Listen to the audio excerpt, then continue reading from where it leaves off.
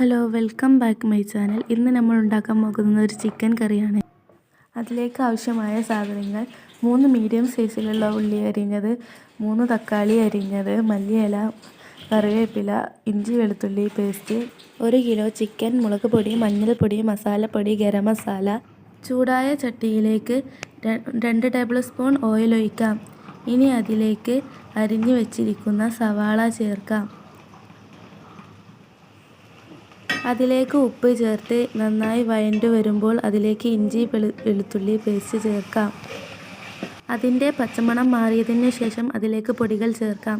1/2 teaspoon മഞ്ഞൾപ്പൊടി, 2 teaspoon മുളക് പൊടി, 2 ടേബിൾ സ്പൂൺ മസാലപ്പൊടി, 1/2 ടീസ്പൂൺ ഗരം മസാല എന്നിവ ചേർത്ത് പൊടികളുടെ പച്ചമണം മാറുന്നത് വരെ നന്നായി വഴറ്റിയെടുക്കാം.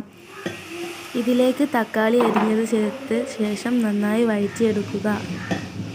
എന്നിട്ട് തക്കാളി നന്നായി വെന്തുടഞ്ഞതിനു ശേഷം 1 കിലോ ചിക്കനും 1 കപ്പ് വെള്ളവും ഒഴിച്ച് നന്നായി ഇളക്കി യോജിപ്പിക്കാം.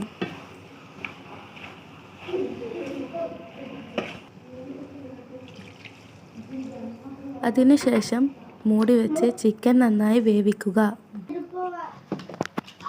ആവശ്യമെങ്കിൽ ഉപ്പ് ചേർത്ത് കൊടുക്കാം. ഇനി കുറച്ച് കറിവേപ്പിലയും മല്ലിയിലയും ചേർത്ത് നന്നായി ഇളക്കി അടുപ്പിൽ നിന്ന് മാറ്റാം.